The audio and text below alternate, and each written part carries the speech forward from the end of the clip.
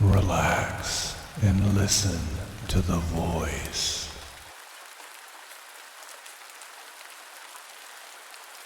This is it, everyone. Welcome to the end. We've finally reached the last pages in the Grimm's Fairy Tales collection. This is part 1 of 2 of the end stories. Settle in, relax, and enjoy. The 12 Idle Servants. 12 servants who had done nothing all day would not exert themselves at night either, but laid themselves on the grass and boasted of their idleness. The first said, "What is your laziness to me? I have to concern myself about mine own. The care of my body is my principal work. I eat not a little, and drink still more. When I have had 4 meals, I fast a short time until I feel hunger again, and that suits me best. To rise betimes is not for me. When it is getting near midday, I already seek out a resting place for myself. If the master call, I do exactly as if I had not heard him, and if he call for a second time, I wait a while before I get up, and I go to him very slowly. In this way, life is endurable." The second said, "I have a horse to look after, but I leave the bit in its mouth, and if I do not want to go do it, I give him no food, and I say that he has already had it. I, however, lay myself in the oat chest and sleep for hours. After this, I stretch out one foot and move it a couple of times over the horse's body, and then he is considered combed and cleaned. Who is going to make a great business of that? Nevertheless, service is too toilsome for me." The third said, "Why plague oneself with work? Nothing comes of it. I laid myself in the sun and fell asleep again. It began to rain a little, but why should I get up? I'd let it rain on in God's name. At last came a splashing shower, so heavy indeed that it pulled the hair out of my head and washed it away, and I got a hole in the skull. I put plaster on it, and then it was all right. I've already had several injuries of that kind." The fourth said, "If I am to undertake a piece of work, I first loiter about for an hour, that I may save up my strength. After that, I begin quite slowly, and ask if no one is there who could help me. Then I let him do the chief of the work, and in reality only look on, but that is also still too much for me." The fifth said, "What does that matter? Just think. I am to take away the manure from the horse's stable, and then load the cart with it. I only let it go on slowly, and if I have taken anything on the fork, I only half raise it up, and then I rest just a quarter of an hour until I quite throw it in. It is enough and to spare if I take out a cartful in the day. I have no fancy for killing myself with work." The sixth servant said, "Shame on ye! I am afraid of no work, but I lie down for 3 weeks and never once take my clothes off. What is the use of buckling your shoes on? For aught I care they may fall off my feet. It's no matter. If I'm going up some steps, I drag one foot slowly after the other on the first step, and then I count the rest of them that I may know where I must rest." The seventh said, "That will not do with me. My master looks after my work, only he's not home the whole day, but I neglect nothing. I run as fast as it is possible to do when one crawls. If I'm to get on, 4 sturdy men must push me with all their might. I came where 6 men were lying sleeping on a bed beside each other. I lay down by them and I slept too. There was no wakening me again, and when they wanted to have me home, they had to carry me." The eighth said, I see plainly that I am the only active fellow. If a stone lie before me, I do not give myself the trouble to raise my legs and step over it. I lay myself down on the ground, and if I am wet and covered with mud and dirt, I stay lying until the sun has dried me again. At the very most, I only turn myself so that it can shine on me in another spot." The ninth said, "That is the right way. Today the bread was before me, but I was too idle to take it, and nearly died of hunger. Moreover, a jug stood by it, but it was so big and heavy that I did not like to lift it up, and preferred just bearing thirst. Just to turn myself around was too much for me. I remained lying like a log the whole day." The 10th said, "Laziness has brought misfortune on me. A broken leg and a swollen calf. 3 of us were lying in the road, and I had my legs stretched out. Someone came with a cart, and the wheels went right over me. I might have indeed drawn my legs back, but I did not hear the cart coming, for the midges were humming about my ears and creeping in at my nose and out again at my mouth. Who can take the trouble to drive those vermin away?" The 11th said, "I gave up my place yesterday. I had no fancy for carrying the heavy books to my master any longer or fetching them away again. There was no end of it all day long, but to tell the truth, he gave me my dismissal and would not keep me any longer, for his clothes, which I had left lying in the dust, were all moth-eaten, and I'm very glad of it." The 12th said, "Today I had to drive the cart into the country, and I made myself a bed of straw on it, and I had a good sleep. The reins slipped out of my hand, and when I awoke, the horse had nearly torn itself loose. The harness was gone, the strap which fastened the horse to the shafts was gone, and so were the collar, the bridle, and the bit. Someone had come by and carried off all the tack. Besides this, the cart had got into a quagmire and stuck fast. I left it standing and stretched myself out on the straw again. At last the master came himself and pushed the cart out, and if he had not come, I should not be lying here, but there, and sleeping in full tranquillity."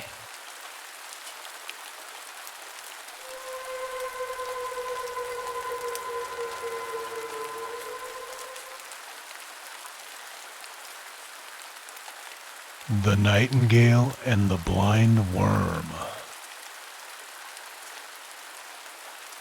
Once upon a time there was a nightingale and a blind worm, each with just one eye. For a long time they lived together peacefully and harmoniously in a house. However, one day the nightingale was invited to a wedding, and she said to the blind worm, "I've been invited to a wedding, and don't particularly want to go with one eye. Would you be so kind as to lend me yours? I will bring it back to you tomorrow." The blind worm gave her the eye out of the kindness of her heart, but when the nightingale came home the following day, she liked having 2 eyes in her head and being able to see on both sides. So she refused to return the borrowed eye to the blind worm. Then the blind worm swore that she would revenge herself on the nightingale's children and the children of her children. "Well," replied the nightingale, "see if you can find me. I'll build my nest in the linden, so high, so high, so high, you'll never be able to find it, no matter how hard you try." Since that time, all nightingales have had 2 eyes, and all the blind worms none. But wherever the nightingale builds her nest, a blind worm lives beneath it in the bushes, and constantly endeavors to crawl up the tree, pierce the eggs of her enemy, and drink them up.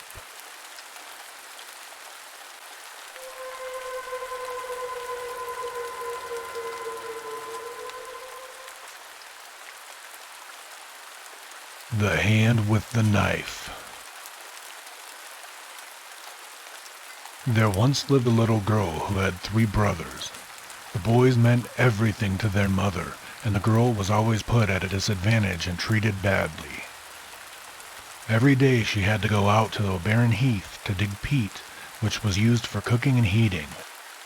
A dull old tool was all she had for that nasty work.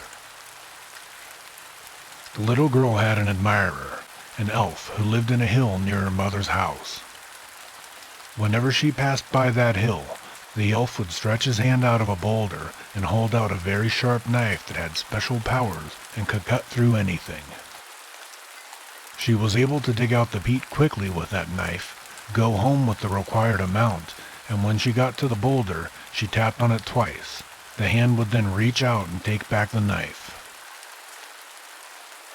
When the mother began to notice how quickly and effortlessly the girl brought home the peat, she told the brothers that someone else had to be helping her with the work, otherwise it just wouldn't be possible. The brothers stealthily followed her and saw how she had gotten the magical knife. Then they caught up with her and forced her to give it to them. They headed back, struck at the rock as the girl had done, and when the good elf stretched his hand out, they cut it off with his own knife. The bloody arm pulled back, and because the elf believed that his beloved had betrayed him, he was never seen again.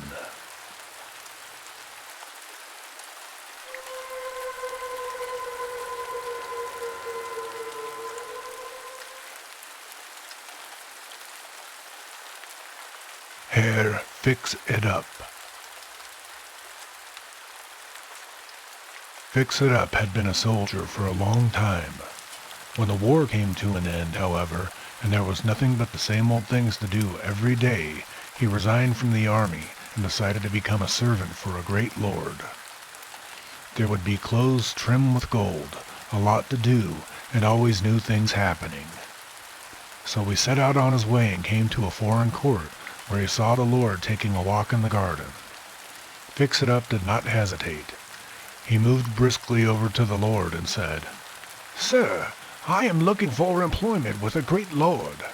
If your majesty is himself such a person, it would give me great pleasure to serve you. There's nothing I don't know or can't do. I know just how to carry out orders, no matter how they are given." "Fine, my son," the lord said. "I'd be pleased to have you.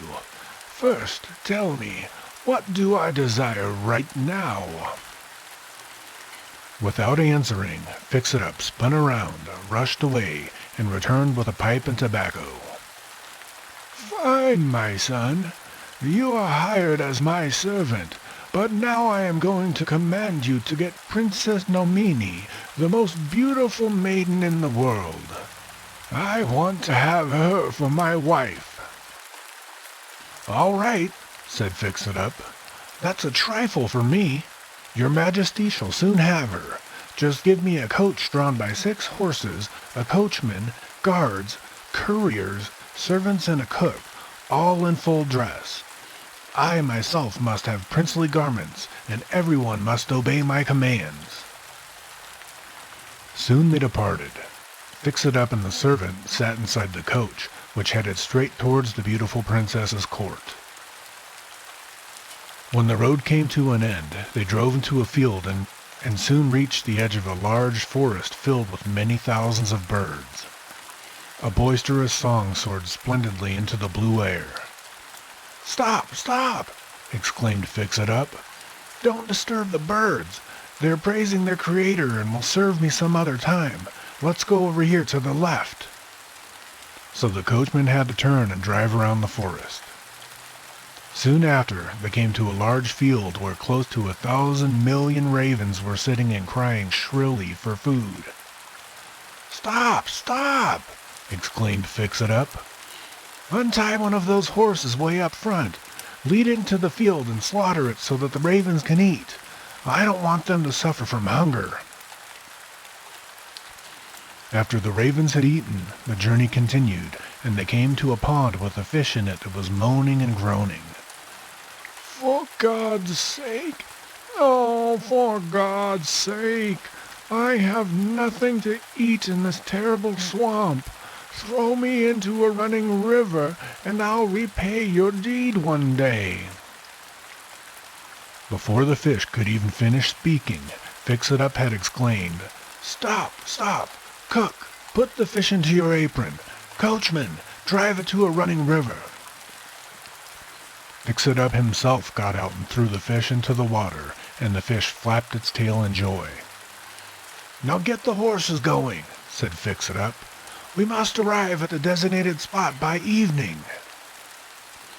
When he reached the royal residence, he drove straight to the best inn, where the innkeeper and all of his people came out and welcomed him in their best manners, thinking that a foreign king had arrived, though it was only he, a mere servant. Fix-It-Up had himself announced at the royal court, where he endeavored to make a good impression and court the princess. "My son," said the king, "many such suitors have already been turned away because they couldn't perform the tasks I assigned them to win my daughter." "All right," said Fix-It-Up. "Set any kind of hard task that you want me to do." "I've ordered 1/4 of a liter of poppy seeds to be sown in a field. If you can gather them so that not one kernel is missing, you shall have the princess for your wife." "Oh," Fix-It-Up thought, "that's not much for me." He then took a measuring cup, a sack, and snow-white sheets, went out into the field and spread the sheets next to the field where the seeds had been sown. Soon after, those birds whose singing he had left undisturbed in the forest arrived, and they picked up the seeds, kernel after kernel, and carried them to the white sheets. When the birds had picked up all of them, Fix-It-Up poured them into the sack, took the measuring cup under his arm, went to the king, and measured out the poppy seeds for himself. Now he thought that the princess was already his, but he was wrong. "One more thing, my son," said the king. "My daughter has recently lost her golden ring.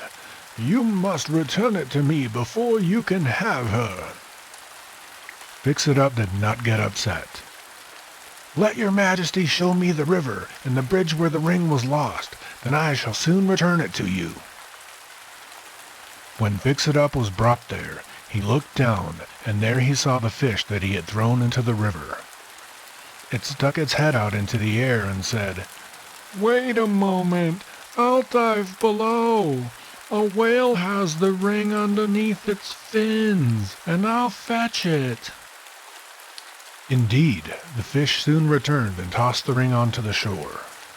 Fix-It-Up brought it to the king, but the latter replied, "Now, just one more thing. There's a unicorn in the forest, and it's been causing a great deal of damage. If you can kill it, there's nothing more that you will have to do." Fix-It-Up did not get very upset here either. Instead, he went straight into the forest, where he came across the ravens whom he had once fed. "Just have a little more patience," they said. "The unicorn is lying down and sleeping, but it's not on the side where you can see its eye. When it turns over, we'll peck out its good eye. Then it'll be blind and run furiously against trees and get itself stuck with its horn. That's when you'll be able to kill it easily." Soon the beast tossed itself around a few times and lay on its other side. All at once, the raven swooped down and pecked out its good eye. When it felt the pain, it jumped up and ran wildly around the forest. After it had gotten its horn stuck into a thick oak tree, Fix-It-Up jumped out, cut off its head, and brought it to the king, who could no longer deny him his daughter.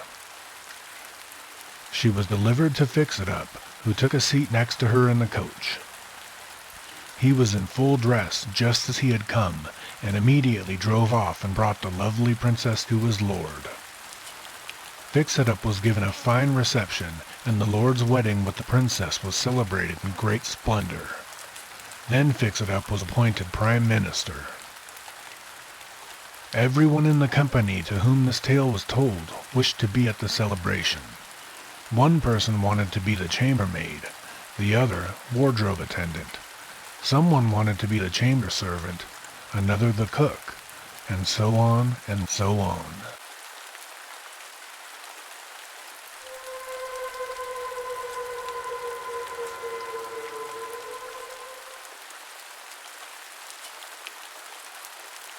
How children played slaughter with each other. In a city named Franeker, located in West Friesland, some young boys and girls between the ages of 5 and 6 happened to be playing with one another. They chose one boy to play a butcher, another boy to be a cook, and a third boy was to be a pig. Then they chose one girl to be a cook and another girl her assistant. The assistant was to catch the blood of the pig in a little bowl so they could make sausages. As agreed, the butcher now fell upon the little boy playing the pig, threw him to the ground, and slit his throat open with a knife while the assistant cook caught the blood in her little bowl. A councilman was walking nearby and saw this wretched act. He immediately took the butcher with him and led him into the house of the mayor, who instantly summoned the entire council. They deliberated about this incident and did not know what they should do to the boy, for they realized it had all been part of a children's game. One of the councilmen, an old wise man, advised the chief judge to take a beautiful red apple in one hand and a reddish gulden in the other. Then he was to call the boy and stretch out his hands to him. If the boy took the apple, he was to be set free. If he took the gulden, then he was to be killed. The judge took the wise man's advice, and the boy grabbed the apple with a laugh. Thus he was set free without any punishment. There once was a father who slaughtered a pig, and his children saw that. In the afternoon, when they began playing, one child said to the other, "You be the little pig, and I'll be the butcher." He then took a shiny knife and slit his little brother's throat. Their mother was upstairs in a room bathing another child, and when she heard the cries of her son, she immediately ran downstairs. Upon seeing what had happened, she took the knife out of her son's throat and was so enraged that she stabbed the heart of the other boy who had been playing the butcher. Then she quickly ran back to the room to tend to her child in the bathtub, but while she was gone, he had drowned in the tub. Now the woman became so frightened and desperate that she did not allow the neighbors to comfort her, and she finally hung herself. When her husband came back from the fields and saw everything, he became so despondent that he died soon after.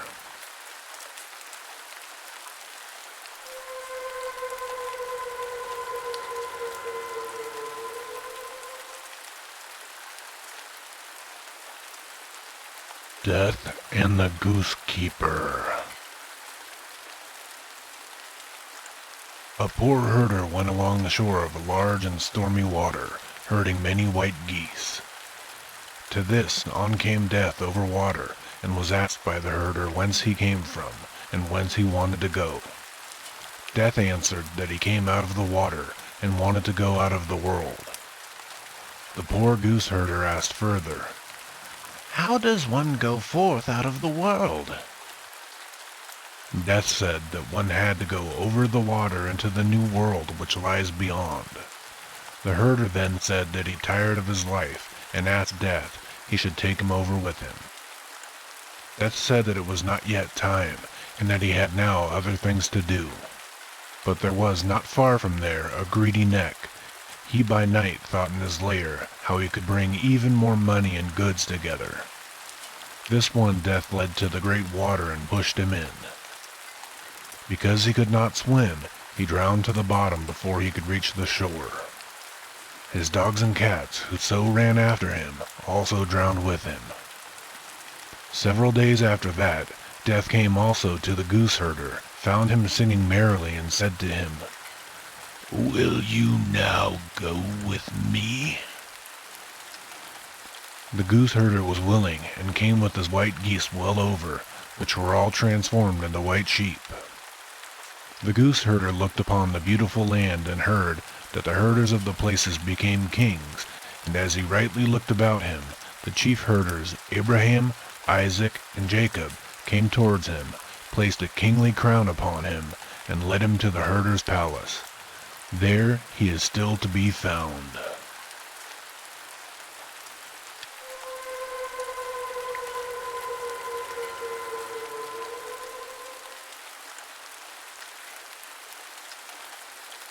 Puss in Boots. A miller had 3 sons, a mill, a donkey, and a cat. The sons had to grind grain, the donkey had to haul the grain and carry away the flour, and the cat had to catch the mice. When the miller died, the 3 sons divided the inheritance. The oldest received the mill, the second the donkey, and nothing was left for the third but the cat. This made the youngest sad, and he said to himself, I certainly got the worst part of the bargain. My oldest brother can grind wheat, and my second brother can ride on his donkey. But what can I do with the cat? Once I make a pair of gloves out of his fur, it's all over. The cat, who had understood everything that he had said, began to speak. Listen, there's no need to kill me when all you'll get will be a pair of poor gloves from my fur. Have some boots made for me instead. Then I'll be able to go out, mix with people, and help you before you know it. The miller's son was surprised the cat could speak like that, but since the shoemaker happened to be walking by, he called him inside and had him fit the cat for a pair of boots.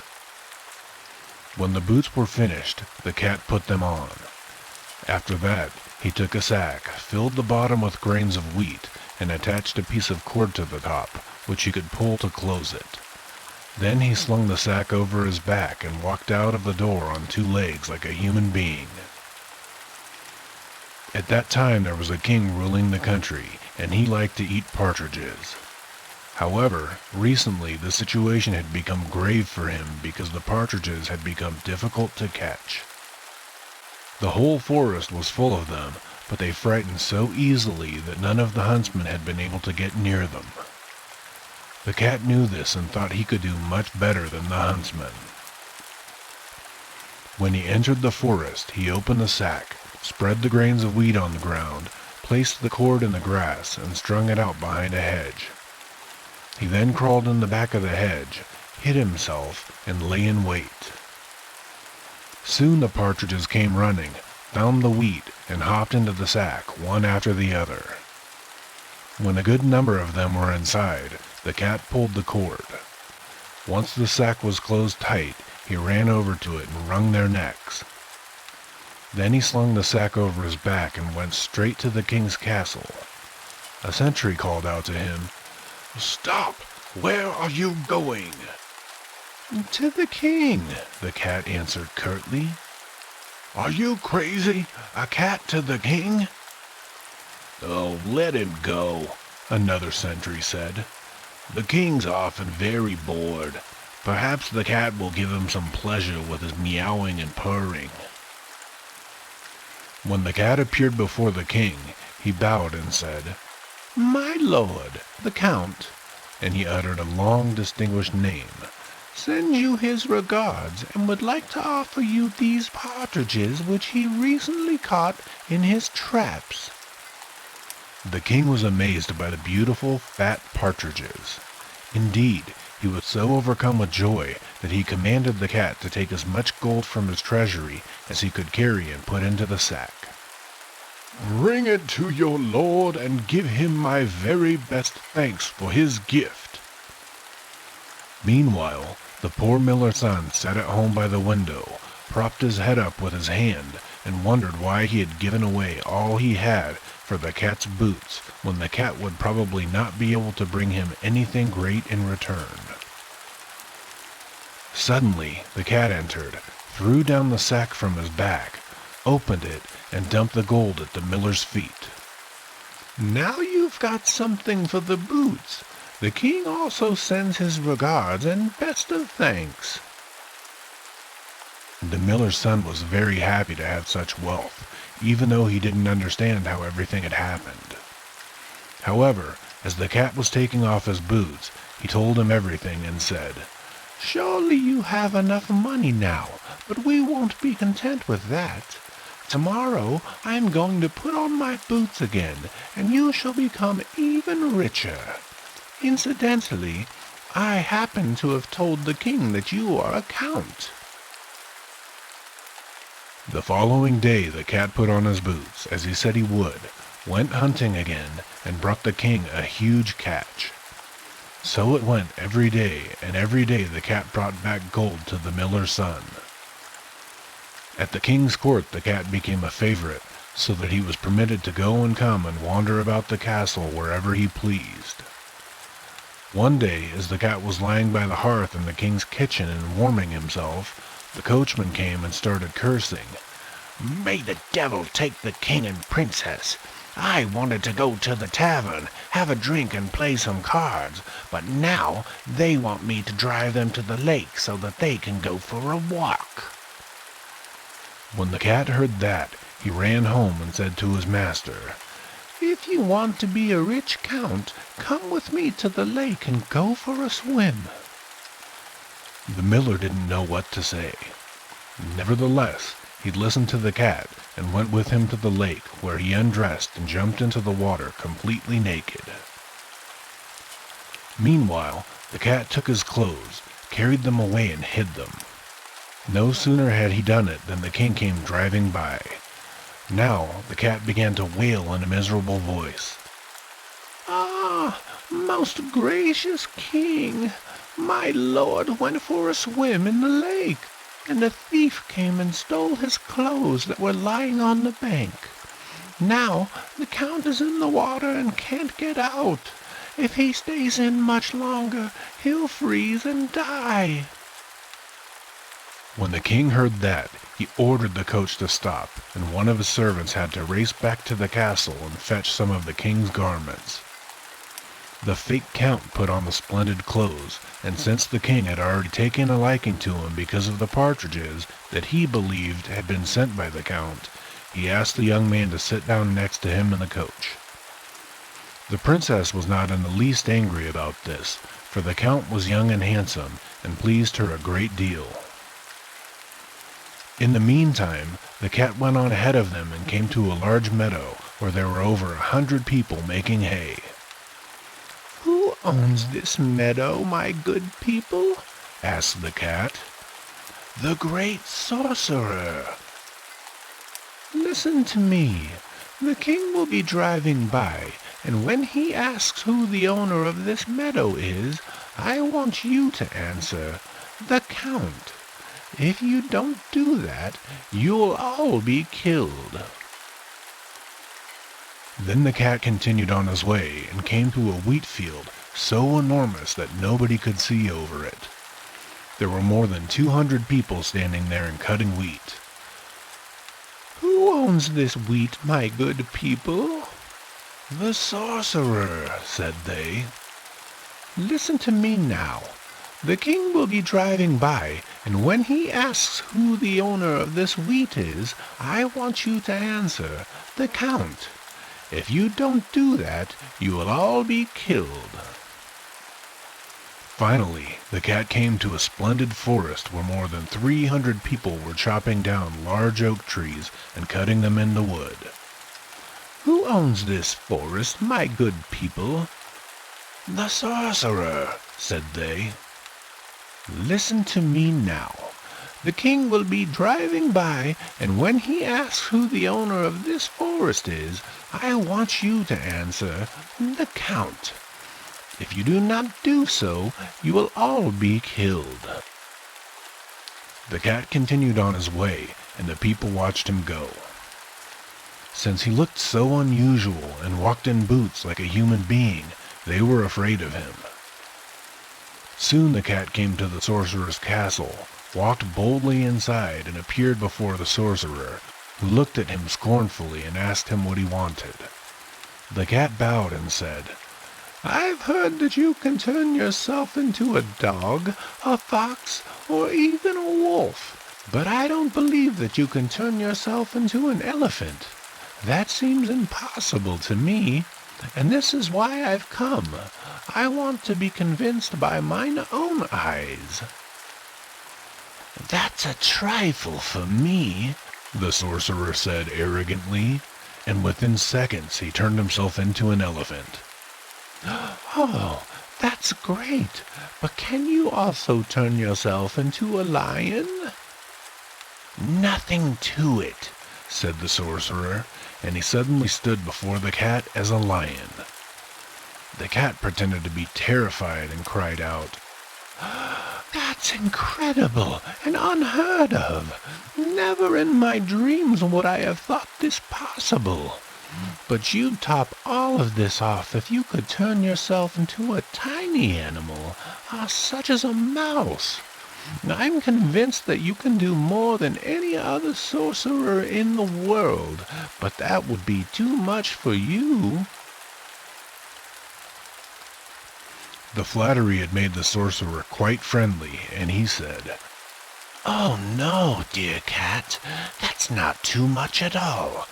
And soon he was running around the room as a mouse. All at once the cat ran after him, caught the mouse in one leap, and ate him up. While all of this was happening, the king had continued driving with the count and princess, and had come to a large meadow. "Who owns the hay?" the king asked. "The count," the people all cried out, just as the cat had ordered them to do. "You've got a nice piece of land, Count," the king said. Afterward, they came to the large wheat field. "Who owns the wheat, my good people?" "The count." "My, you've got quite a large and beautiful estate." Next, they came to the forest. "Who owns these woods, my good people?" "The count." The king was even more astounded and said, "You must be a rich man, Count. I don't think I have a forest as splendid as yours." At last they came to the castle. The cat stood on the top of the stairs, and when the coach stopped below, he ran down, opened the door, and said, "Your Majesty, you've arrived at the castle of my lord, the Count. This honor will make him happy for the rest of his life." The king climbed out of the coach and was amazed by the magnificent building, which was almost larger and more beautiful than his own castle. The count led the princess up the stairs and into the hall, which was flickering with lots of gold and jewels. The princess became the count's bride, and when the king died, the count became king, and the Puss in Boots became his prime minister.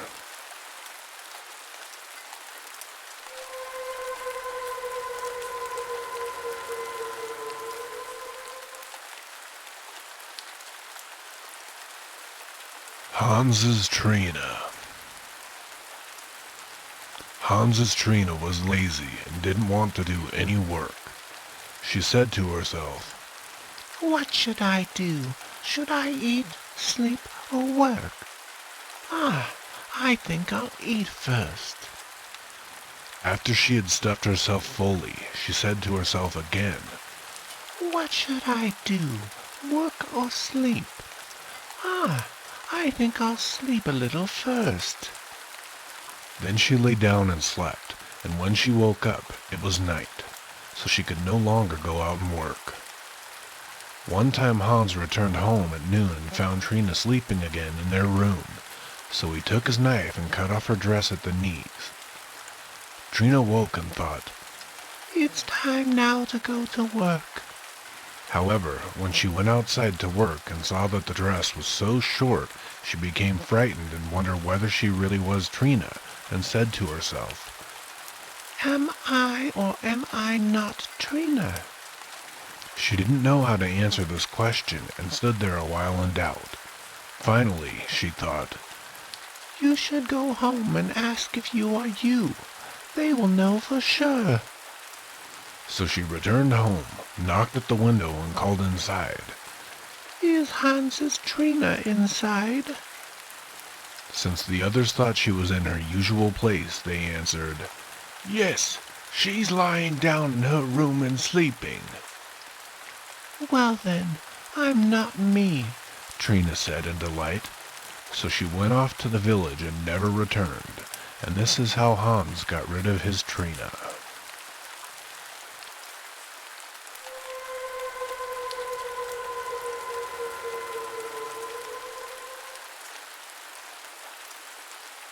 The tablecloth, the knapsack, the cannon hat, and the horn. Once there were 3 brothers from the region of the Black Mountains. Originally, they were very poor and traveled to Spain, where they came to a mountain completely surrounded by silver. The oldest brother took advantage of the situation by gathering as much silver as he could carry and went back home with his booty. The other 2 continued traveling and came to a mountain where nothing could be seen but gold. One brother said to the other, What shall we do? The second took as much gold as he could carry, as his older brother had done, and went home. However, the third wanted to see if he could have even better luck and continued on his way. He walked for 3 days and then entered an enormous forest. After wandering about for some time, he became tired, hungry, and thirsty, and couldn't find his way out of the forest. So he climbed a tall tree to see if he could catch a glimpse of the end of the forest. However, he saw nothing but the tops of trees. His only wish now was to fill his body once more, and he began climbing down the tree. When he got to the bottom, he noticed a table covered with many different dishes underneath the tree. He was delighted by this, and he ate until he was full. After he had finished eating, he took the tablecloth with him and moved on. Whenever he got hungry or thirsty again, he opened the tablecloth, and whatever he wished for would appear on it. After a day's journey, he encountered a charcoal burner who was burning coals and cooking potatoes. The charcoal burner invited him to be his guest, but he replied, No thanks, but I want you to be my guest. How's that possible? The charcoal burner asked. You don't seem to be carrying anything with you.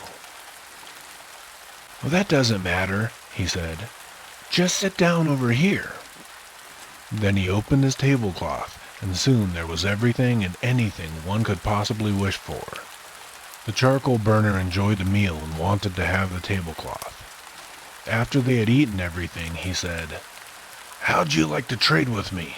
I'll give you an old soldier's knapsack for the tablecloth. If you tap it with your hand, a corporal and 6 men armed from top to bottom will come out each time you tap. They're of no help to me in the forest, but I'd certainly like that tablecloth. They made the trade. The charcoal burner kept the tablecloth, while the man from the Black Mountains took the knapsack. However, no sooner had the man gone some distance than he tapped the knapsack, and out popped the war heroes. What does my master want? I want you to march back and fetch my tablecloth that I left behind with the charcoal burner. So they returned to the charcoal burner and then brought back the tablecloth. In the evening he came to another charcoal burner who invited him to supper. He had the same potatoes without grease, but the man from the Black Mountains opened his tablecloth instead and invited him to be his guest. Nobody could have ever wished for a better meal. When it was over, this charcoal burner also wanted to make a trade. He gave the man a hat for the tablecloth. If the man turned the hat on his head, cannons would fire as if an entire battalion of soldiers and battery were right on the spot. When the man from the Black Mountains had gone some distance, he tapped the old knapsack again, and the corporal and his 6 men were ordered to fetch the tablecloth again. Now the man continued his journey in the same forest, and in the evening he came upon a third charcoal burner who invited him to eat potatoes without grease, just like the others. Then they negotiated, and the charcoal burner gave the man a little horn for the tablecloth. If the man blew on it, all the cities and villages, as well as all the fortresses, would collapse into heaps of rubble. The charcoal burner didn't get to keep the tablecloth any longer than the other two, for the corporal and his 6 men soon came and fetched it. Now, when the man from the Black Mountains had everything together, he returned home and intended to visit his brothers, who had become rich from their gold and silver. When he went to them wearing an old tattered coat, they refused to recognize him as their brother, so he immediately tapped his knapsack and had 150 men march out and give his brothers a good thrashing on their backs. The entire village came to their aid, but they could do very little in this affair. News of this soon reached the king, who sent a military squad to take the soldiers prisoner, but the man from the Black Mountains kept tapping his knapsack and had an infantry and cavalry march out. They defeated the military squad and forced it to retreat. The following day, the king had even more soldiers sent to bring an end to the old guy. However, he kept tapping his knapsack until he had an entire army. In addition, he turned his hat a few times. The cannons fired, and the enemy was defeated and took flight. Finally, peace was made, and he was appointed viceroy and awarded the princess for his bride. However, the princess was constantly bothered by the fact that she had to take such an old guy for her husband. Her greatest wish was to get rid of him. Every day she tried to discover the source of the power that he used to his advantage. Finally, since he was so devoted to her, he revealed everything to her. She managed to talk him into giving her his knapsack, whereupon she forced him out. Afterwards, when soldiers came marching against him, his men were defeated. However, he still had his little hat, so we turned it and the cannons fired. Once again he defeated the enemy, and peace was made. After this, he was deceived again when the princess talked him into giving her his little hat. Now, when the enemy attacked him, he had nothing left but his little horn, so he blew it, and the villages, cities, and all the fortresses collapsed instantly into heaps of rubble. Then he alone was king, and he blew his horn until he died.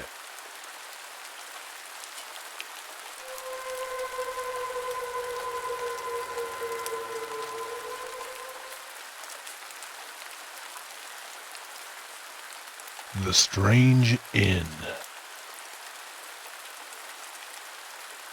For a while, a blood sausage and a liver sausage lived in friendship, and the blood sausage invited the liver sausage as a guest. When it was dinner time, the liver sausage went quite happily to the blood sausage, but when she entered the front door, she saw all sorts of strange things. Always something different on each step of the stairs, of which there were many. There was a broom and shovels fighting with each other, then a monkey with a big wound on its head, and the like. The liver sausage was completely shocked and dismayed by this, but she took courage, went into the room, and was greeted in a friendly manner by the blood sausage. The Leberwurst began to inquire about the strange things that were outside on the stairs, but the Bloodwurst acted as if she didn't hear it, or as if it wasn't worth the effort to talk about it, or she was just talking about the shovels and the broom. It must have been my maid who was chatting with someone on the stairs, and then turned the conversation to something else. The Black Pudding went out and said that she would have to check in the kitchen after dinner to make sure everything was prepared properly and that nothing was thrown into the ashes. Meanwhile, as the Leberwurst was walking up and down in the room and always had strange things on her mind, someone, I don't know who it was, came in and said, I'm warning you, Leberwurst. You're in a cave of blood and murderers. Go away quickly if you value your life. The liver sausage didn't think twice, crept out the door and ran as fast as she could. She didn't stand still until she was out of the house in the middle of the street. Then she looked around and saw the Black Pudding standing up in the hole with a long, long knife that flashed as if it had been freshly sharpened. And with that, she threatened and called down, If I had caught you, I would have had you.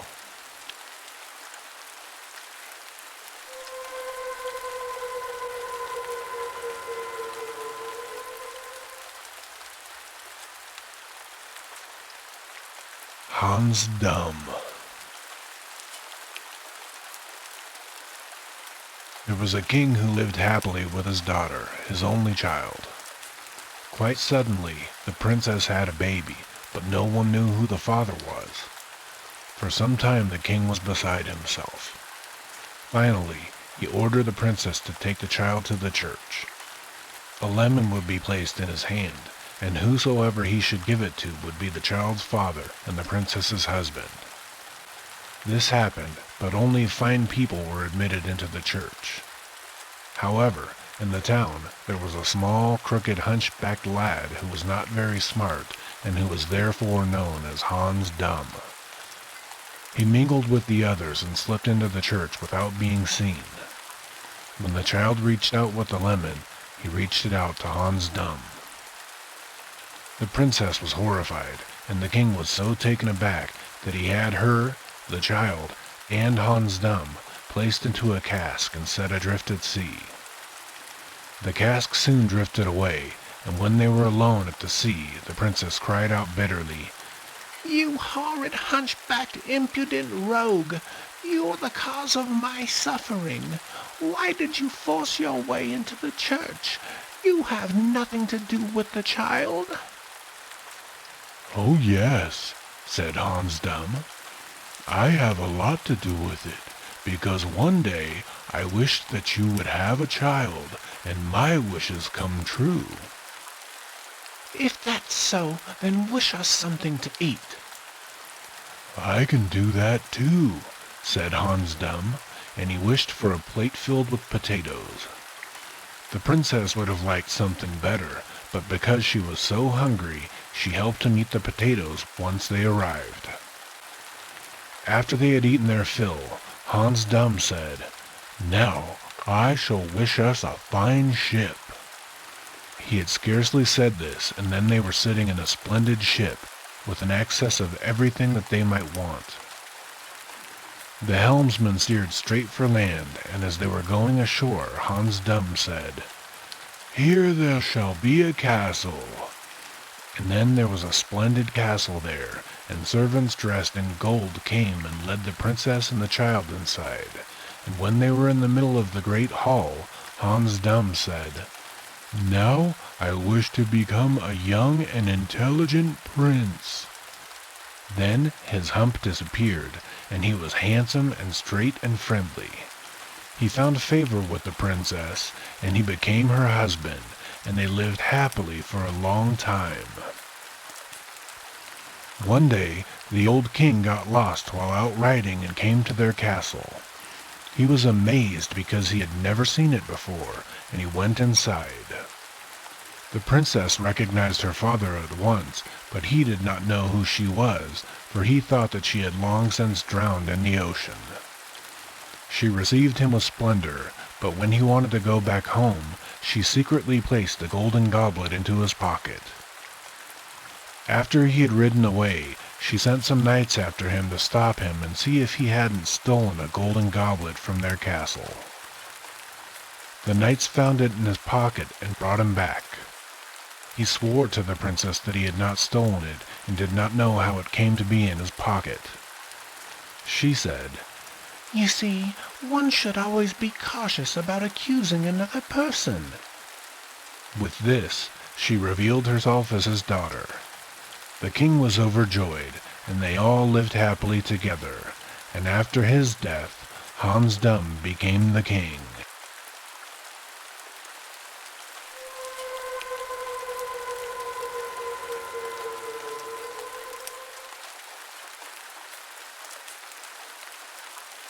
Prince Swan.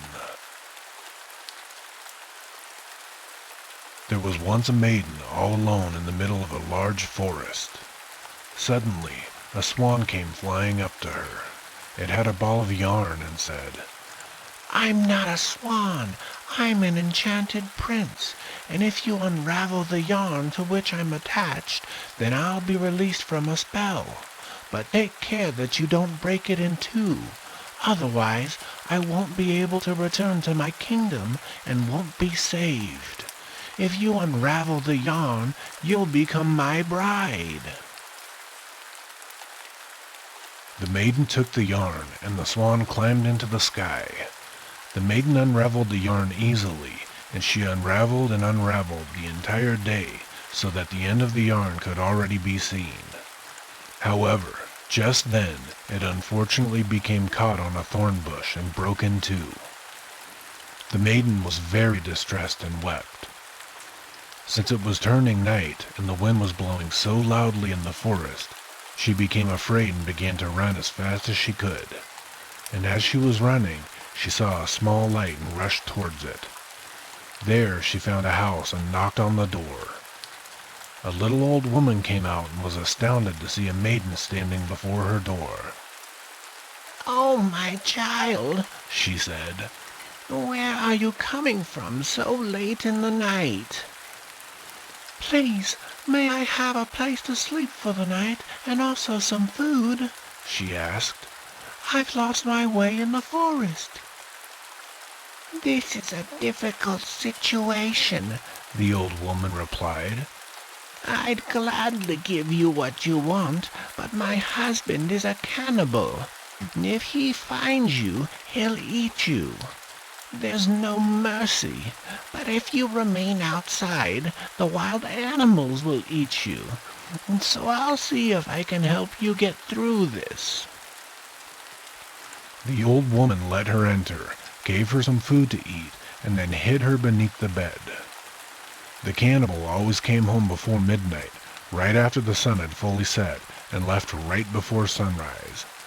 So it wasn't long before he entered and he said, I smell human flesh." And he searched around the room until he reached under the bed and dragged the maiden out. "Now this will make for a good snack."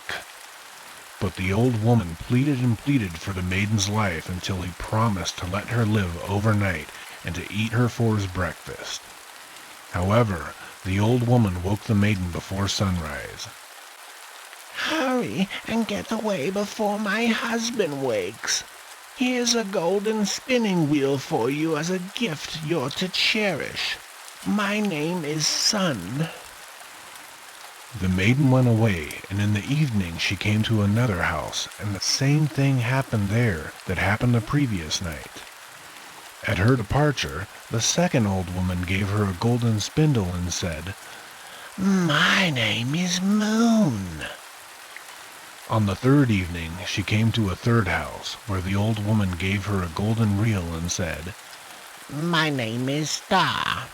and she also informed her that even though the yarn hadn't been completely unraveled, enough had been unraveled so that Prince Swan had been able to reach his kingdom where he was the king. In fact, he was already married and lived in great splendor on the glass mountain. Then she said, "You'll reach the mountain this evening, but a dragon and a lion are lying in front and protecting it. That's why you must take this bread and bacon to pacify them." And everything happened just as she had said. The maiden threw the bread and bacon into the jaws of the monsters, and they let her pass. When she came to the castle gate, however, the guards wouldn't let her enter, so she sat down in front of the gate and began to spin on her little golden wheel. The queen peered down from above and was pleased by the beautiful little wheel, so she went down and asked if she could have it. The maiden told her that she could have it if she could spend the night next to the king's bedroom. The queen agreed, and the maiden was led upstairs to a room. Now everything that was spoken in this room could be heard in the king's bedroom, so when it was night and the king was in bed, the maiden sang, "Doesn't King Swan still think of me, his beautiful Julian, his bride-to-be? She's come from afar where she's seen all three, sun, moon, and star, and faced two beasts. Won't King Swan now wake up at least?" But the king didn't hear her because the cunning queen had been afraid of the maiden and had given the king a sleeping potion. So he slept soundly and didn't hear the maiden and all that she had revealed. In the morning, all of her efforts had been lost, and the maiden had to return to the gate and sit down and spin with her second spindle, which also pleased the queen. So the maiden gave it to her with the same condition, that she would be allowed to spend the night next to the king's bedroom, where she once again sang, Doesn't King Swan still think of me, his faithful Julie and his bride to be? She's come from afar where she's seen all three, sun, moon, and star, and faced two beasts.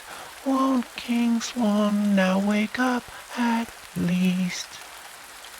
but the king slept soundly due to the sleeping potion, and so the maiden lost her spindle. On the third morning she sat down with her golden reel and kept winding it. The queen wanted this precious object as well, and promised the maiden that she could spend another night next to the king's bedroom. However, the maiden had discovered the queen's deception, and asked the king's servant to give the king something else to drink that evening. Then she began to sing again. Doesn't King Swan still think of me, his faithful Julie and his bride to be? She's come from afar where she's seen all three, sun, moon, and star, and faced two beasts. Won't King Swan now wake up at least? Well, the king awoke when he heard her voice, and he recognized her and asked the queen, If someone loses a key and then finds it again, which key does one keep, the old or the new? The queen replied, Certainly the new one. Well then, he said, you can no longer be my wife. I've found my first bride again. The next morning the queen had to return to her father's realm, and the king married his true bride, and they lived happily together until they died.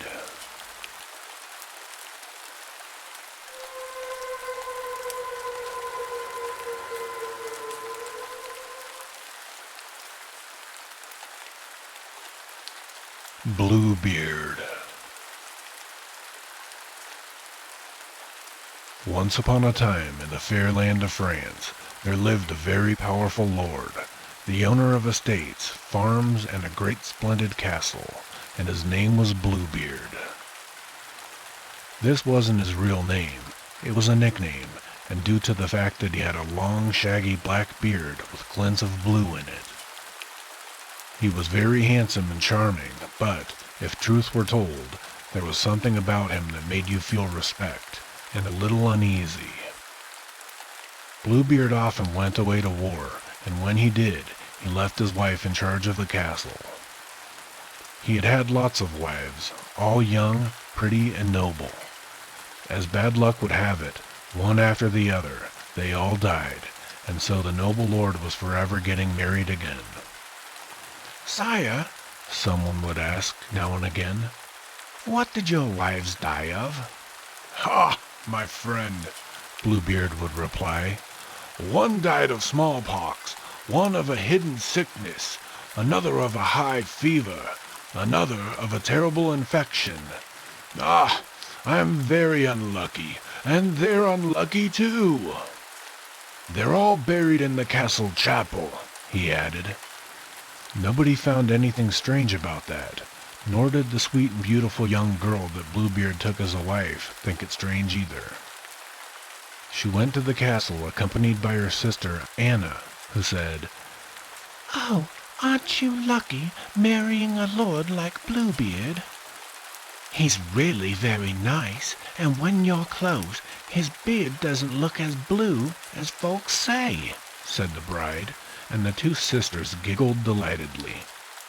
Poor souls, they had no idea what lay in store for them. A month or so later, Bluebeard had the carriage brought around and said to his wife, Darling, I must leave you for 2 weeks, but keep cheerful during that time.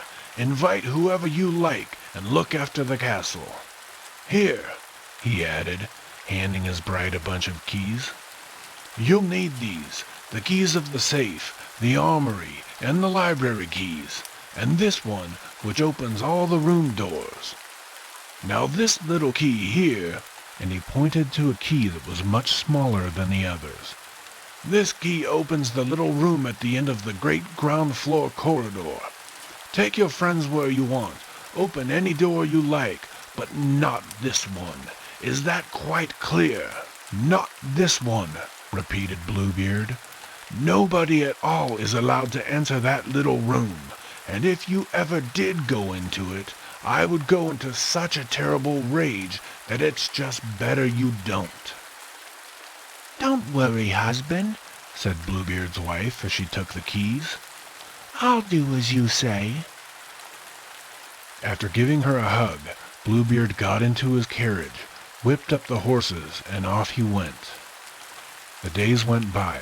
The young girl invited her friends to the castle and showed them round all the rooms except for the one at the end of the corridor. "Why shouldn't I see inside the little room? Why? Why is it forbidden?" Well, she thought about it so much that she ended up bursting with curiosity, until one day she opened the door and walked into the little room. Oh, of all the ghastly horrors! Inside, hanging on the walls, were the bodies of Bluebeard's wives. He had strangled them with his own hands. Terror-stricken, the girl ran out of the room, but the bunch of keys slipped from her grasp. She picked them up without a glance and hurried to her own room, her heart thumping wildly in her chest. Horrors! She was living in a castle of the dead. So that's what happened to Bluebeard's other wives. The girl summoned up her courage, and she noticed that one of the keys, the very key to the little room, was stained with blood. "I must wipe it clean before my husband comes back," she said to herself. But try as she would, the bloodstain wouldn't wash away. She washed, she scrubbed, and she rinsed it, all in vain, for the key was still red. That very evening Bluebeard came home. Just imagine the state his poor wife was in. Bluebeard did not ask his wife for the keys that same evening, but he remarked, "You look a little upset, darling. Has anything nasty happened?" "Oh no, oh no." "Are you sorry I came back so soon?" "Oh no, I'm delighted." But that night the bride didn't sleep a wink. Next day Bluebeard said, "Darling, give me back the keys," and his wife hurriedly did so. Bluebeard remarked, "There's one missing, the key to the little room." "Is there?" said the young girl, shaking. "I must have left it in my room." "All right, go and get it." But when Bluebeard's wife put the key into his hand, Bluebeard turned white and in a deep, hoarse voice demanded, "Why is this key stained with blood?" "Oh, I don't know," stammered his wife. "You know very well," he retorted. "You went into the little room, didn't you? Well, you'll go back again this time for good, along with the other ladies in there. You must die now." "Oh no, I pray you." "You must die," he repeated. Just then there was a knock at the door, and Anna, Bluebeard's wife's sister, entered the castle. "Good morning," she said. "You seem rather pale." "Not at all. We're quite well," replied Bluebeard. His wife whispered in his ear, "Please, please, give me 10 minutes to live." Bluebeard replied, "Not more than 10." The girl ran to her sister Anna, who had gone up to one of the towers, and asked her, "Anna, do you see our brothers coming? They promised they would come and see me today." But Anna replied, "No, I don't see anyone. What's wrong? You look agitated." "Anna, please," said the shaken girl. "Look again. Are you sure you can't see someone?" "No," said her sister. "Only 1 or 2 peasants." Just then the voice of Bluebeard boomed up to them. "Wife, your time is up. Come here." "I'm coming," she called, but then said to her sister, "Oh, Anna, aren't our brothers coming?" "No," replied Anna. Again Bluebeard shouted up, Come down at once, or I'll come up there." Trembling like a leaf, his wife went downstairs. Bluebeard was clutching a big knife, and he grabbed his bride by the hair. "Sister, I can see 2 horsemen coming," called out Anna from the tower at that very moment. Bluebeard made a horrible face. "They too will die." His wife knelt down to implore. "Please, please don't kill me. I'll never tell anyone what I saw. I'll never say a word." "Yes, you'll never say a word for eternity," snarled Bluebeard, raising his knife. The poor girl screamed, "Have pity on me!" but he fiercely replied, "No, you must die." He was about to bring the knife down on the girl's delicate neck when 2 young men burst into the room, a dragoon and a musketeer. They were his wife's brothers. Drawing their swords, they leapt towards Bluebeard, who tried to flee up some stairs, but was caught and killed. And that was the end of the sad story. Bluebeard's poor wives were given a Christian burial, the castle was completely renovated, and the young widow, some time later, married a good and honest young man, who helped her to forget the terrible adventure. And that young lady completely lost her sense of curiosity.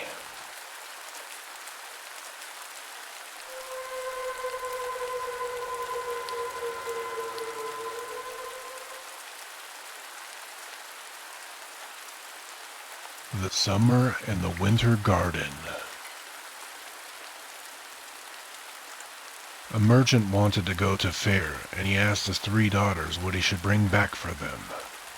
The eldest said, "A beautiful dress." the second, "A pair of pretty shoes." and the third. "A rose." But it was difficult to find the rose because it was midwinter. However, since the youngest was the most beautiful daughter and was so extremely fond of flowers, the father replied that he would see whether he could find a rose and would make every effort to do so. When the merchant was returning home after the fair, he carried a splendid dress for the eldest and a pair of beautiful shoes for the second daughter, but he had not been able to obtain a rose for the youngest daughter. Each time he had entered a garden and had asked for roses, the people had made fun of him and asked him whether he really believed that roses grew in snow. He was very sorry about that, and as he was pondering whether there might be something that he could bring home for his favorite child, he reached a castle, and there was a garden on the side in which it was half summer and half winter. On one side, the most beautiful small and large flowers were blooming, and on the other side, everything was bare and deep snow lay on the ground. The man got off of his horse, and since he noticed an entire hedge full of roses on the summer side, he was glad and went over there. Then he plucked a rose, got on his horse, and began riding away. He had only ridden a short distance when he heard something running behind him and panting, so he turned around and he saw a large black beast that shouted, "Return my rose to me, or I'll kill you! Return my rose to me, or I'll kill you!" The man replied, "Please, please let me keep the rose. I'm supposed to bring it to my daughter. She's the most beautiful maiden in the world." "If you like, but in exchange, I want you to give me your beautiful daughter as my wife." In order to get rid of the beast, the man said yes, and thought he wouldn't come and demand his daughter, but the beast yelled after him, "I'm coming to fetch my bride in 1 week." Now the merchant brought each one of his daughters what she had wished. All of them were delighted, and the youngest daughter was the most pleased by the rose.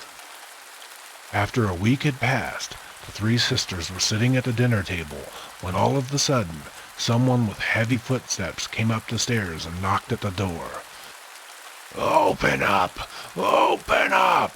he yelled. So they opened the door, but they were truly horrified when a large black beast entered. Since my bride didn't come and the time is up, I've come to fetch her myself." Upon saying that, he went up to the youngest daughter and grabbed her. She began to scream, but that didn't help her at all. She had to go off with him, and when her father came home, he found that his dearest child had been kidnapped. Meanwhile, the black beast carried the beautiful maiden into his castle, which was quite wonderful and beautiful. There were musicians who had begun playing, and below was the garden that was half summer and half winter, and the beast did everything to make her feel comfortable, and one could read from her eyes how pleased she actually was. They ate together, and she had to ladle out the food for him, otherwise he wouldn't eat. The beast thought that she was precious, and eventually she became very fond of the beast. One day she said to him, "I've become very anxious, and I don't know why, but I feel as though my father were ill, or that perhaps one of my sisters is sick. Couldn't I see them just one time?" So the beast led her to a mirror and said, "Look into the mirror." and when she looked into the mirror, it was as if she were at home. She saw her room and her father, who was really sick from heartbreak. Indeed, he felt guilty that a wild beast had kidnapped his daughter, and that she had probably been devoured by him. If he had known how well she was, he wouldn't have been so depressed. She also saw her two sisters at her father's bedside, and they were weeping. All of this troubled her heart, and she asked the beast whether he might let her return home for several days. "Go to your father, but promise me that you'll return within a week." She promised him, and as she was leaving, he called after her, "Do not stay longer than 1 week." When she returned home, her father rejoiced that he was able to see her one more time, but the illness and the sorrow had eaten away at his heart too much. Consequently, he couldn't regain his health and died after a couple of days. So his daughter couldn't think of anything else due to her grief, and before her father was buried, she went to his corpse and wept with her sisters, and they consoled each other. Finally, when she thought about her dear beast once again, more than a week had gone by. All of a sudden, she became really anxious, and she felt as if she were also sick, and she immediately set out and went directly to his castle. When she arrived there once again, the castle was completely silent and sad. The musicians weren't playing, and everything was draped in black. The garden was now completely winter and covered by snow, and when she went to look for the beast, he was gone. She searched all over the place but couldn't find him. Now she was doubly distressed and didn't know how to console herself. Sadly, she went into the garden and saw a heap of cabbage heads. The ones at the top were already old and rotten. She spread them around, and when she had turned over a few, she saw her dear beast, who had been lying under them, and he was dead. Quickly she fetched some water and continually poured water on him. All of a sudden, he jumped up and was suddenly changed into a handsome prince. A wedding was held, and the musicians immediately began playing. The summer side of the garden became splendid again. The black drapes were torn down, and they lived there happily ever after.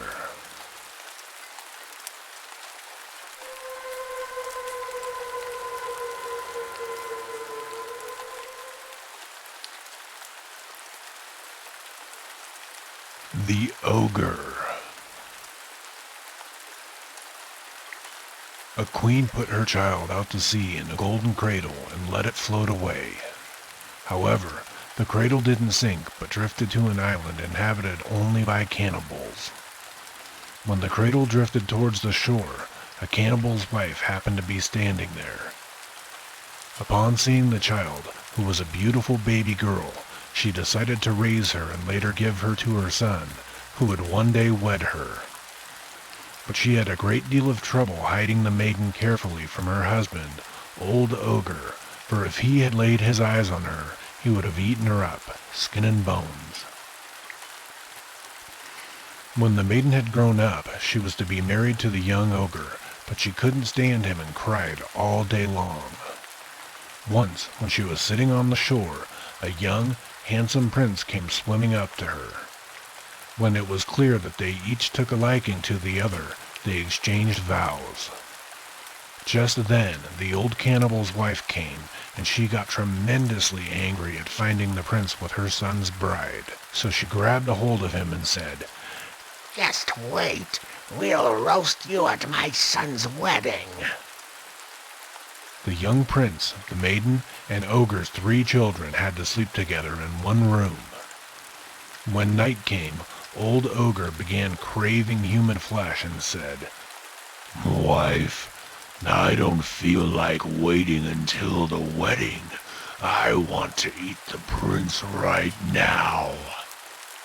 However, the maiden had heard everything through the wall, and she got up quickly, took off the golden crown from one of the ogre's children, and put it on the prince's head.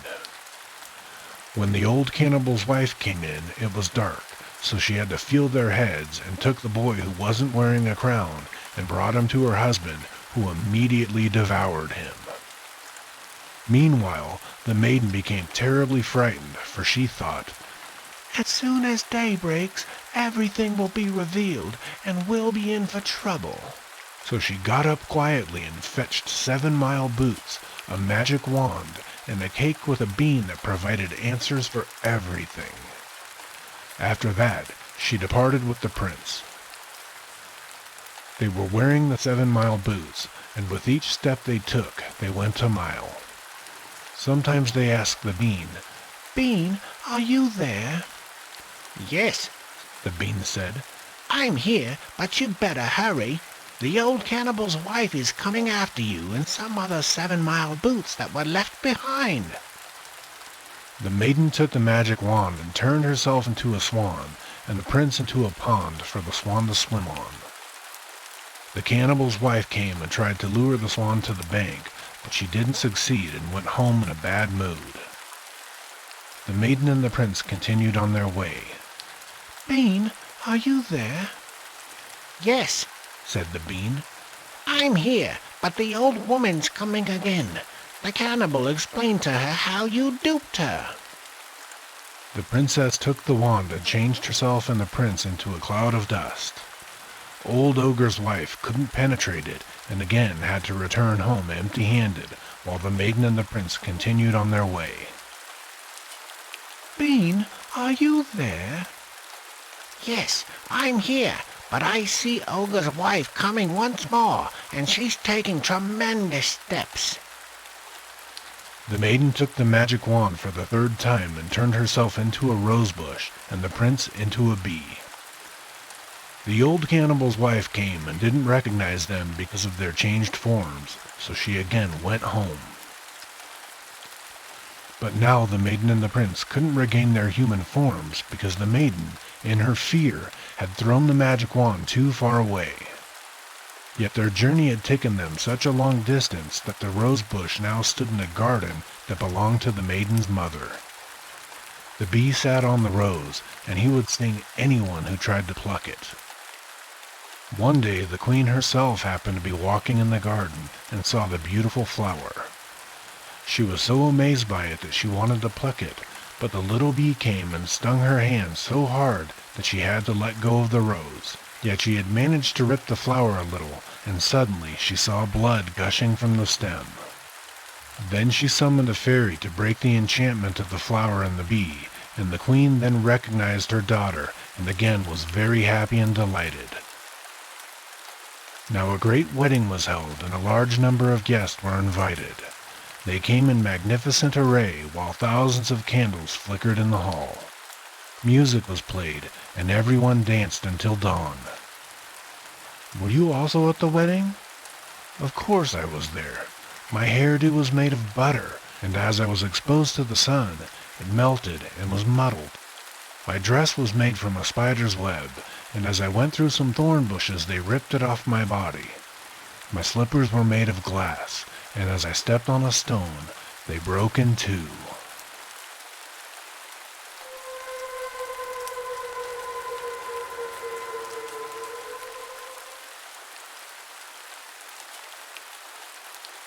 Princess Mouseskin. A king had 3 daughters, and he wanted to know which one loved him the most. So he summoned them to him, and he began asking. The oldest daughter said she loved him more than the whole kingdom. The second said she loved him more than all the jewels and pearls in the world. But the third said that she loved him more than salt. The king was furious that she compared her love for him to such a meager thing. Consequently, he handed her over to a servant and ordered him to take her into the forest and kill her. When they reached the forest, the princess begged the servant to spare her life. Since he was devoted to her, he wouldn't have killed her anyway. Indeed, he said he would go with her and do her bidding. But the princess demanded nothing except a garment made out of a mouse skin. When the servant fetched it for her, she wrapped herself in the skin and went straight to a neighboring kingdom. Once there, she pretended to be a man and asked the king to employ her. The king consented, and she was to be his personal servant. In the evening, whenever she pulled off his boots, he always tossed them at her head. One time he asked her where she came from. I'm from the country where one doesn't toss boots at people's heads. Her remark made the king suspicious. Finally, the other servants brought him a ring that Mouseskin had lost. It was so precious that they thought she had stolen it. The king called Mouseskin to him and asked how she had obtained the ring. Mouseskin could no longer conceal her true identity. She unwrapped the mouseskin, and her golden hair streamed down. As she stepped out of the skin, he could see that she was beautiful. Indeed, so beautiful that he immediately took off his crown, put it on her head, and he declared her to be his wife. When the wedding was celebrated, Mouseskin's father was also invited to attend. He believed that his daughter had died a long time ago, and he didn't recognize her. However, at the dinner table, all the dishes put before him were unsalted, and he became irritated and said, "I'd rather die than eat such food." No sooner had he uttered those words than the queen said to him, Well, now you say you can't live without salt, but when I said I loved you more than salt, you wanted to have me killed. All at once he recognized his daughter, kissed her, and begged her forgiveness. Now that he had found her again, she was more dear to him than his kingdom and all the jewels in the world.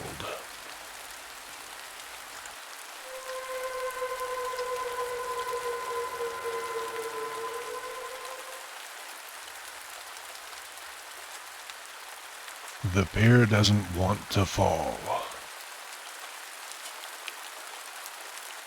The master went to shake the pear tree, but the pear refused to fall. The master sent the servant out to shake the pear tree and make it fall, but the servant did not shake at all. The pear refused to fall. The master sent the guard dog out to bite the servant with his snout, but the dog did not bite at all. The servant did not shake at all, and the pear refused to fall. The master sent the big stick out to hit the dog right on his snout, but the stick did not hit at all. The dog did not bite at all. The servant did not shake at all, and the pear refused to fall. The master sent the fire out to burn the stick down to a crisp, but the fire did not burn at all. The stick did not hit at all. The dog did not bite at all. The servant did not shake at all. The pear refused to fall.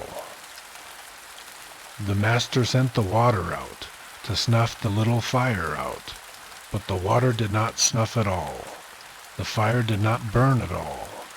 The stick did not hit at all. The dog did not bite at all.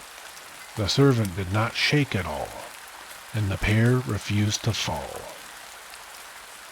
The master sent the little calf out to lap the water up, but the calf did not lap at all. The water did not snuff at all. The fire did not burn at all. The stick did not hit at all. The dog did not bite at all. The servant did not shake at all, and the pair refused to fall. The master sent the butcher out to kill the little calf. But the butcher did not kill at all. The calf did not lap at all. The water did not snuff at all. The fire did not burn at all. The stick did not hit at all. The dog did not bite at all. The servant did not shake at all. The pair refused to fall. The master sent the henchman out to go and hang the butcher. Now the butcher wants to kill the calf. The calf wants the water to lap. The water wants the fire to snuff. The fire wants the stick to burn. The stick wants the dog to hit. The dog wants the servant to bite. The servant wants the pair to shake. And the pair is ready to fall.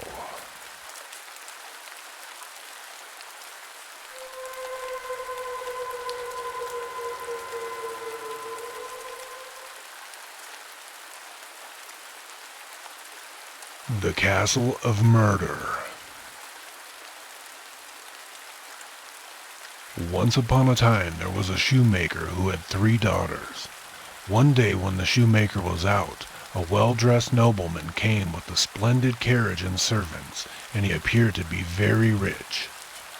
He fell in love with one of the beautiful daughters, who thought herself fortunate to have found such a rich gentleman, and she gladly agreed to ride off with him.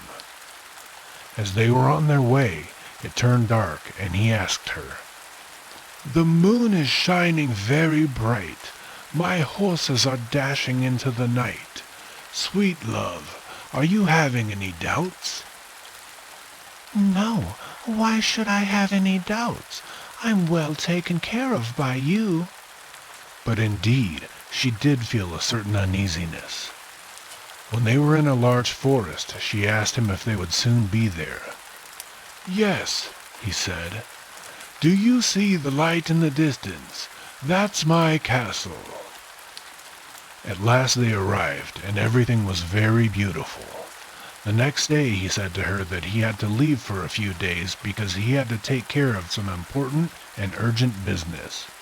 However, he wanted to leave all the keys with her so that she could see the whole castle and what treasures she, as mistress, now possessed. When he was gone, she went through the entire castle and found that everything was beautiful. She was completely satisfied until she came to the cellar, where an old woman was sitting and scraping out intestines. My goodness, Granny, what are you doing there? I'm scraping intestines, my child. Tomorrow I'll be scraping yours, too. The maiden was so terrified by her words that she dropped the key she was holding into a basin of blood, and she couldn't wash the blood off the key. Now your death is certain, said the old woman, because my master will be able to see that you were in the chamber, and no one is allowed to enter here except him and me. One must indeed know now that this was the way her 2 sisters had lost their lives before her. Just then, a hay wagon began to drive away and leave the castle. The old woman told her that the only way she could save herself was by hiding under the hay and driving off in the wagon, and this is what the maiden did. In the meantime, the nobleman returned home and asked where the maiden was. "Oh," said the old woman, "since I have no more work for today, and since she was due to be slaughtered tomorrow, I decided to kill her. Here's a lock of her hair. The dogs ate up the heart, the warm blood, and all the rest. I'm here scraping out the intestines." The nobleman was glad that she was dead. Meanwhile, she arrived in the hay wagon at a nearby castle where the hay was supposed to be delivered. She climbed out of the hay and told everything she knew. Then she was asked to remain, and after some time had passed, the lord of this castle invited all the gentry of the surrounding region to a great feast. Since the nobleman from the castle of Murder had also been invited, the maiden changed her features and clothes so that she wouldn't be recognized. Once they were all there, everyone had to tell a tale. When it was the maiden's turn, she told the particular story that concerned the nobleman and made his heart tremble with fear, and he wanted to force his way out. However, the lord of the castle had planned ahead of time to have the authorities ready to take our fine count to prison. His castle was destroyed, and all the treasures were given to the maiden for her own.